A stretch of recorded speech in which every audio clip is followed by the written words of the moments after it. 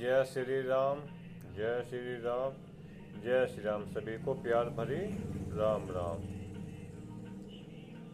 शरीर जिसे आप देख रहे हैं, हमारे शरीर को देखो। जो आपको दिखाई दे रहा है, बिखरे हुए बाल है, लंबी लंबी दाढ़ियाँ है, जिसको आप दर्पण में देखते हैं, इस शरीर के बारे में बात करते हैं। और जो शरीर के रहने वाली अंदर, जिसको आप आत्मा बोलते हैं, जय श्री राम, जय श्री राम, इसके बारे में आज जानने का प्रयास करते हैं।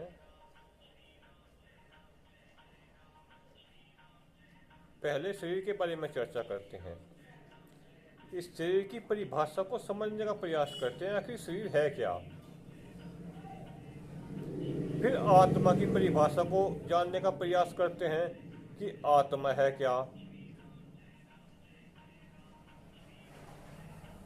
आदमी के पास, हम सभी के पास दो ही चीजें तो है, शरीर और आत्मा। तीसरा तो कुछ है ही नहीं।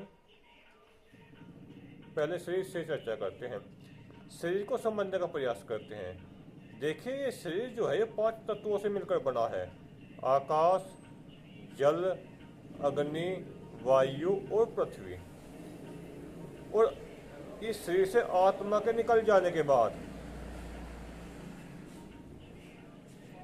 ये इन्हीं 5 तत्वों में विलीन हो जाएगा। ये तो शरीर की बात है। आत्मा परमात्मा का अंश है। प्रलय काल होने पर, जब प्रलय काल होगी, अर्थात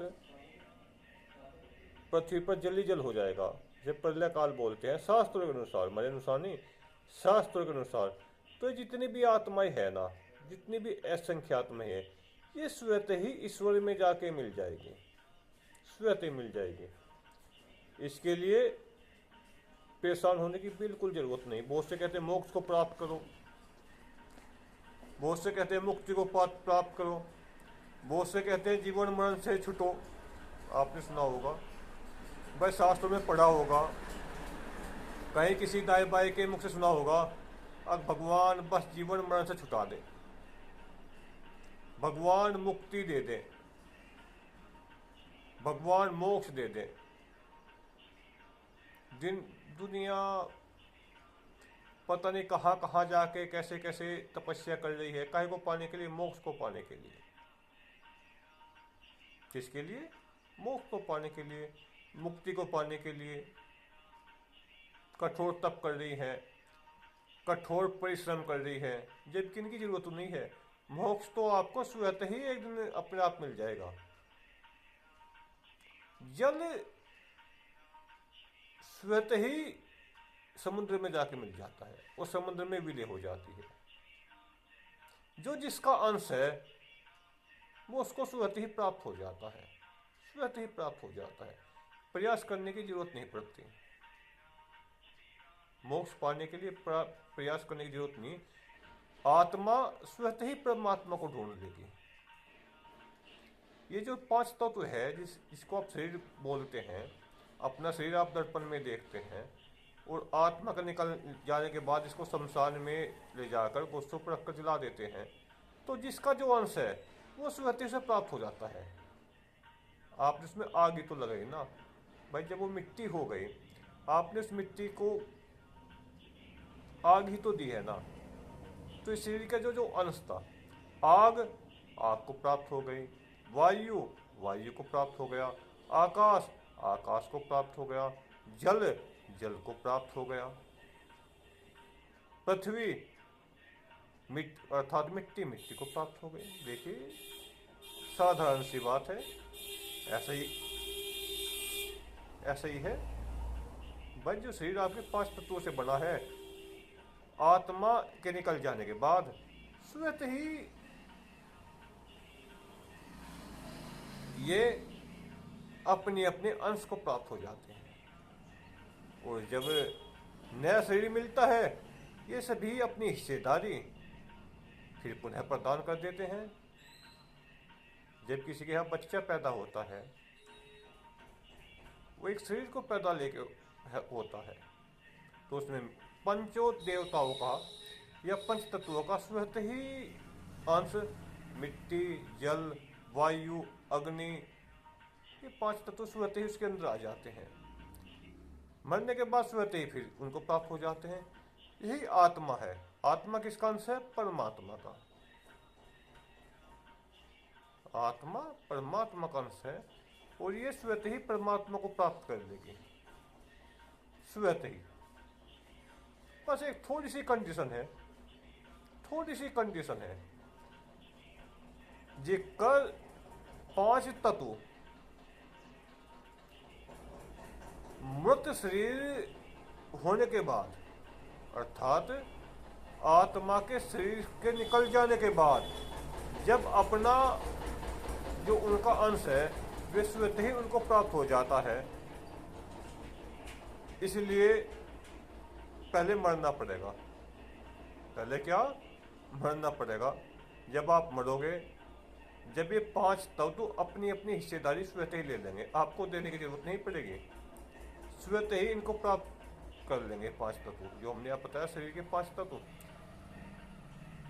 इसमें बाउंडेशन क्या है कि आपको पहले मरना पड़ेगा। या तुमने बहुत से आदमी मरे हुए देखे होंगे, आप शमशान में गए होंगे, किसी के पीछे गए होंगे, जब उसको जला देते हैं और जब उसको 30 दिन एक विधि होती है हम सभी के परिवारों में, आपने देखा होगा, 30 दिन फूल चुगते हैं उसके, फूल के शरीर के जो थोड़ी घनी उसकी हड्डियाँ,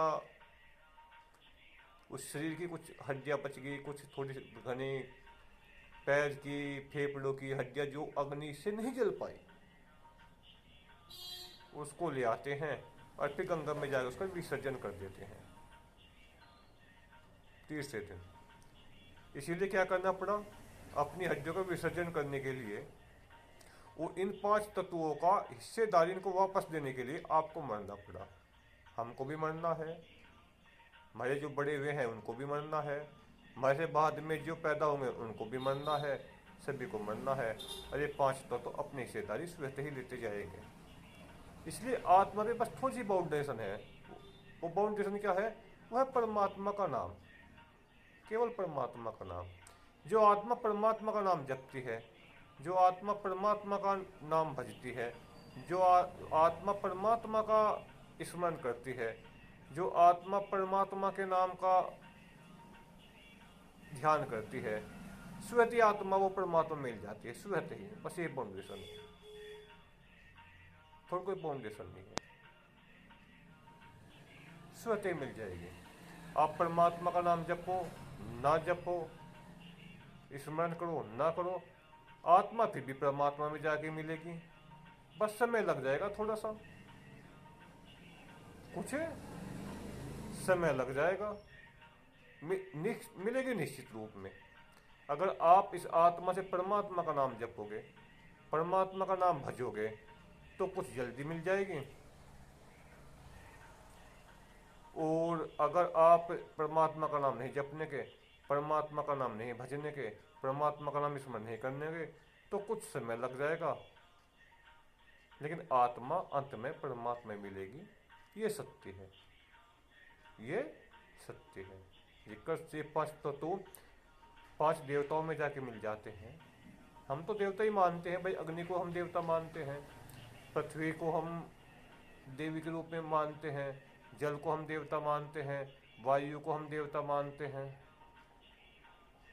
तो हम तो इनको सभी को देवता मानते हैं।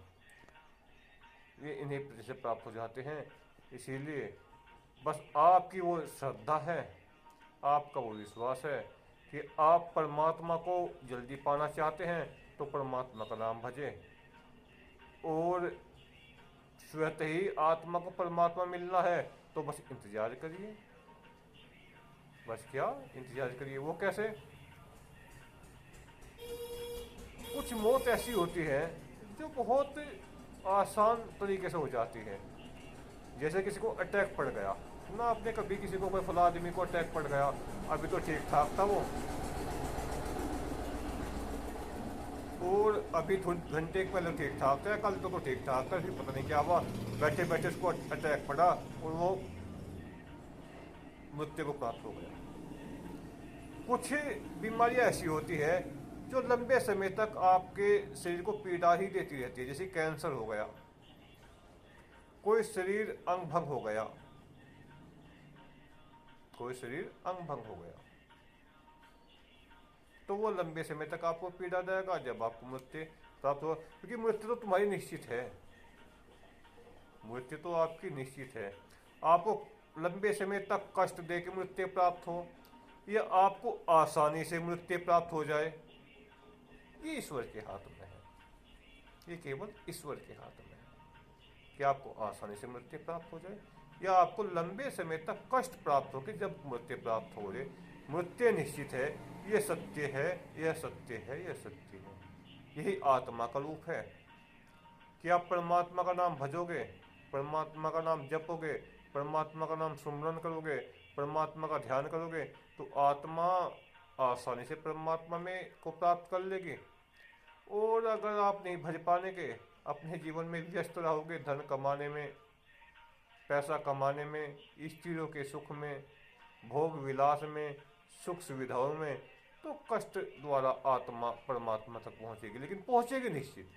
जैसे कि एक आदमी टैक्स से मरा, पल भर में मर गया, एक आदमी लंबे समय तक बीमारी से लड़ता लड़ता लड़ता लड़ता लड़ता लड़ता काफी कष्ट सहता सहता मृत्यु को प्राप्त हुआ, एक आसानी से, और एक बहुत कष्ट बहुत मुसीबत से मृत्यु को प्राप्त हुआ। ये आत्मा का विषय है।